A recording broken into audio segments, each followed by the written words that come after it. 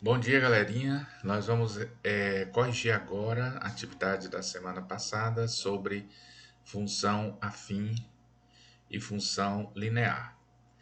Então, galera, abra aí o seu livro na página 253, o livro do nono ano. Aqui é o professor Elvio e vamos começar a nossa correção.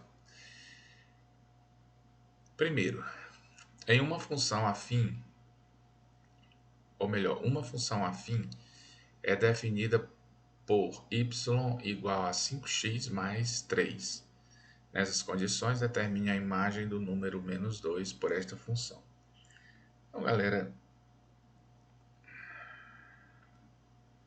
vamos pegar aqui. Então, nós temos aqui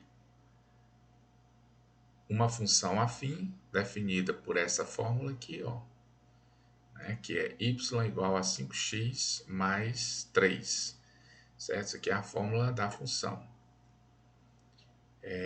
Nessas condições, determine a imagem. O que é a imagem, gente? A imagem é o valor de y, né?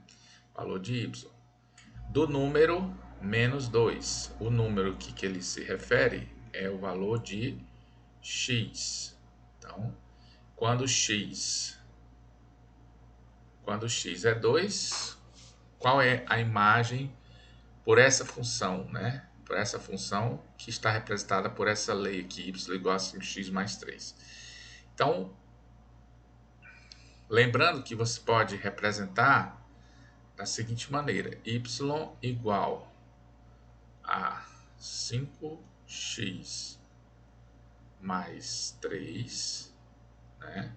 Ou você pode representar também como f de x igual a 5x mais 3.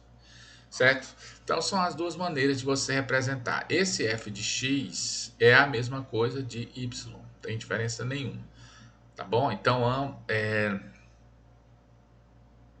nós temos aqui uma lei de formação da função afim e vamos descobrir a imagem, que é o y, né, quando x é igual a menos 2. Então, y, vamos usar aqui esse primeiro formato aqui, y é igual a 5 vezes menos 2, quer dizer, no lugar de x você vai colocar o menos 2 mais 3 e vai resolver, né? Y igual 5 vezes menos 2 dá menos 10 mais 3. Então, y é igual menos 10 com mais 3. Quando nós temos dois números com sinais diferentes, né, um negativo e um positivo, você subtrai e dá o sinal do maior. Então, a resposta seria essa.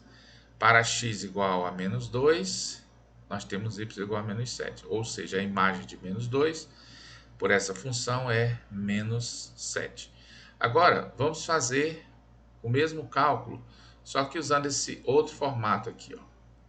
Você põe assim, ó, f de menos 2, que é o que você quer saber, né, é igual a 5 vezes menos 2, aí o processo é o mesmo, né? 5 vezes menos 2 mais 3. Então, você tem f de menos 2. É só outra anotação, viu, gente? Mas o cálculo é o mesmo, o resultado também vai dar igual. Menos 10 mais 3. Então, f de menos 2 é igual a menos 7. Ok? Então, está respondido. Então, vamos para a segunda questão. Dada a função afim definida por y, né, novamente trabalhando aqui com a função afim, né, só lembrando que a função afim ela é genericamente representada por AX mais B, né? Essa aqui é a fórmula geral, né? Onde você tem aqui, pode ser y igual a x mais b, ou f de x igual a x mais b. Essa é uma função também chamada de função do primeiro grau, tá certo? Porque o expoente aqui, ó, da variável aqui, da incógnita no caso, ou da variável mesmo, né? É 1, certo? Então, por isso que é chamado de função do primeiro grau, tá certo? Então, no caso aqui específico, né? Isso aqui é a fórmula geral, mas no caso específico nós temos essa aqui, essa função aqui, ó, y igual a menos 8x mais 4. Observe que esse 8 aqui é o coeficiente A, né, que é o que multiplica a variável x, e o B aqui, que é o termo independente, né, o coeficiente linear, é o 4, tá certo? Então, o 8 é o coeficiente angular e o 4 é chamado de coeficiente linear. São os dois números que nós temos aqui. Os outros elementos são as variáveis x e y. O y a gente chama de imagem e o x, né, é um elemento do domínio, tá bom? Então, vamos lá. Determine o número real x. Então, ele quer que você determine o x agora, cuja imagem é zero. Então, ele está dizendo que o y, que é a imagem, é zero. Bom, então você vai substituir aqui o y por zero. Então, você pode fazer o seguinte, ó. Menos 8x mais 4. Desculpe o mau jeito aí, gente, que eu estou usando o mouse para escrever. Por isso que fica ruim. Então, observe que eu coloquei agora o y aqui, ó, desse lado da igualdade, certo? Ok? Então, o y veio para cá, sozinho, né, como ele está aqui. E toda essa parte aqui, depois da igualdade, veio para antes da igualdade. Eu fiz apenas uma troca de membros, tá certo? Os membros aqui da equação.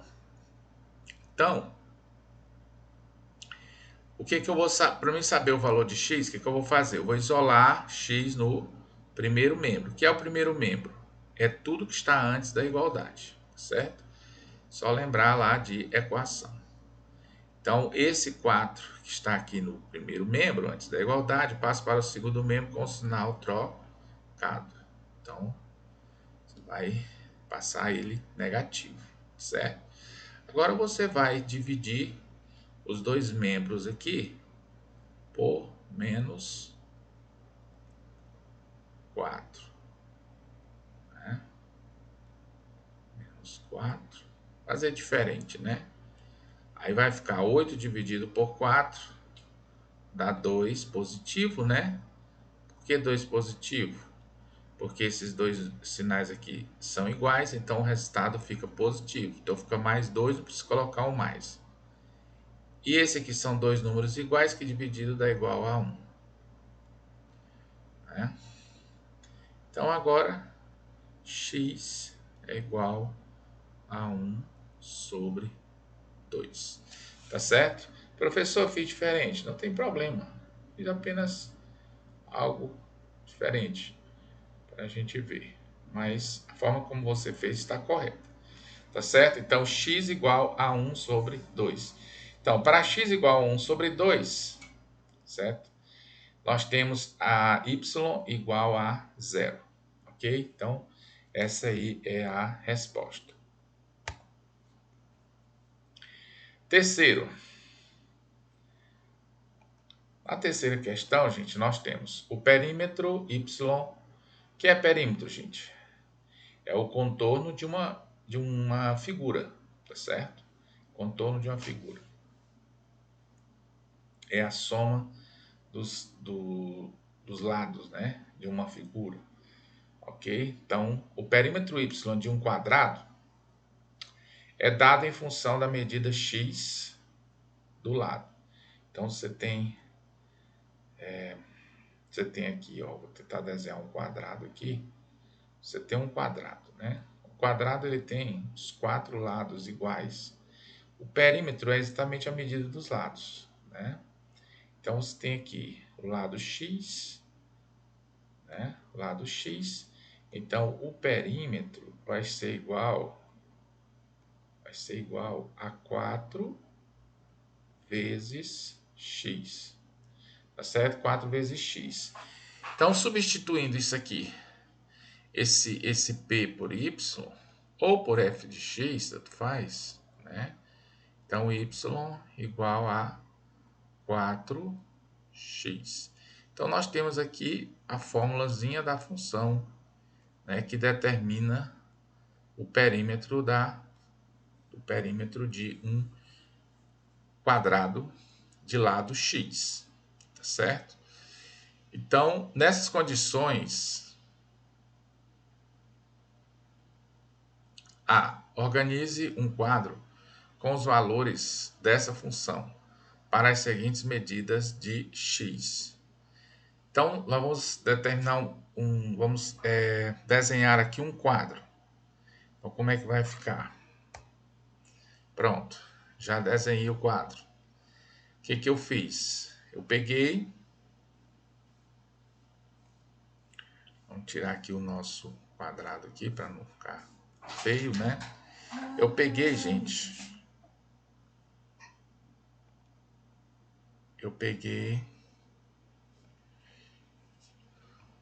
coloquei aqui a nossa fórmula, y igual a 4x, aqui no centro, aqui, ó, na coluna do meio, né, da nossa tabela. Aqui do lado esquerdo nós temos os valores de x, né, e do lado direito nós temos a imagem, né, que são os valores de y. Então, vamos lá, né? Ele deu os valores de x, que é o lado quadrado. Ele disse que é 5, 7,2, 11.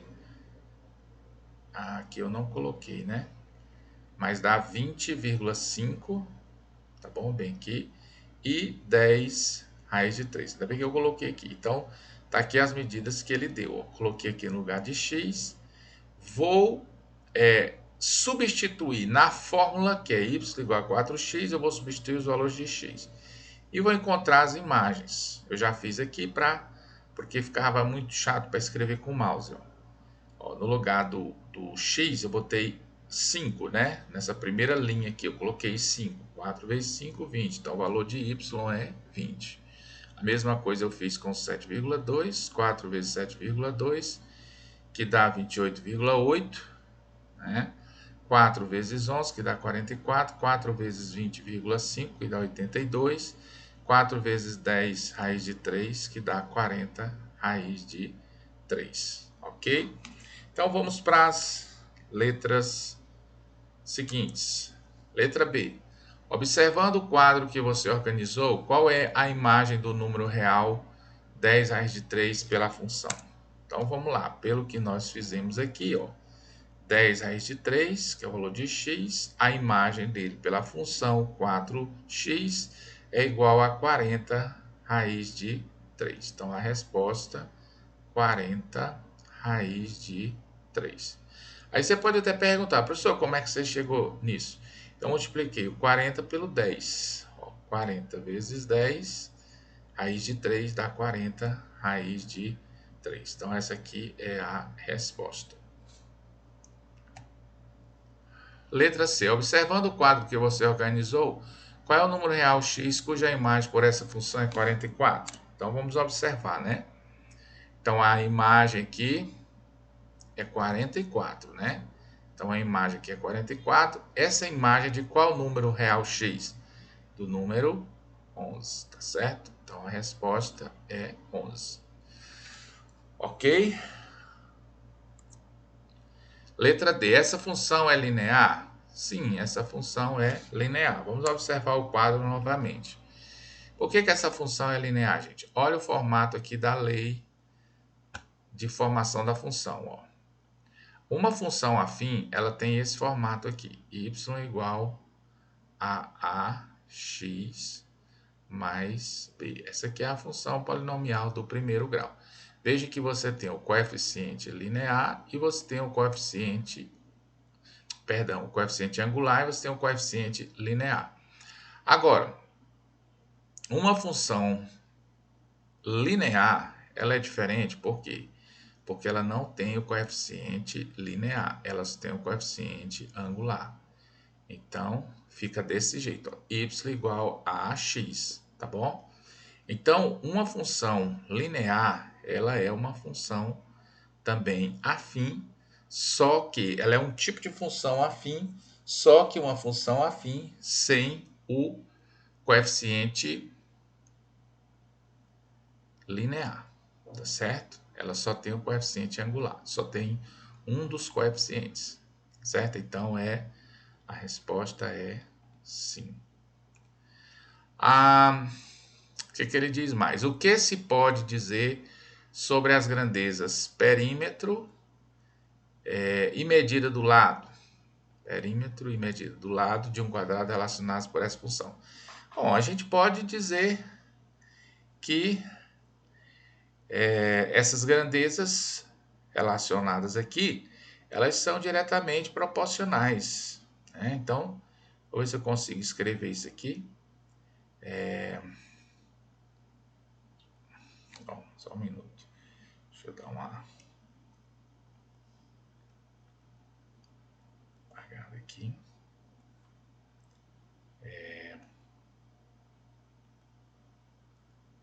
Eita. São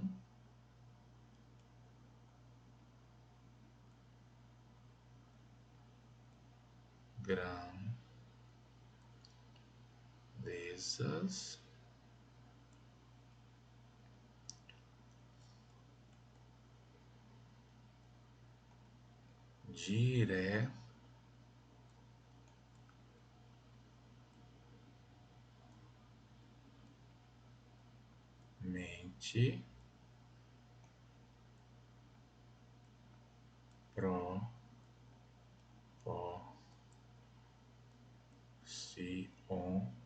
proporcionais. Ou seja, gente, são grandezas diretamente proporcionais. Por quê? Ó, você tem aqui os elementos aqui da grandeza x, eles estão crescendo, ó. Eles estão crescendo, ó. X é igual a 5, y igual a 20, né? Aí cresceu aqui, ó. O x deixou de ser 5, passou a ser 7,2. Aumentou, né? O que aconteceu com a grandeza y? Passou de 20 para 28 para 28,8. Então, aumentou na mesma proporção, tá certo? Então, aumentando aqui os elementos da grandeza x, que é o lado, aumentando o lado, aumenta o perímetro proporcionalmente, tá certo? Ó, veja que aqui o x aumentou para 11, então o y já aumentou para 44, aumentou na mesma proporção.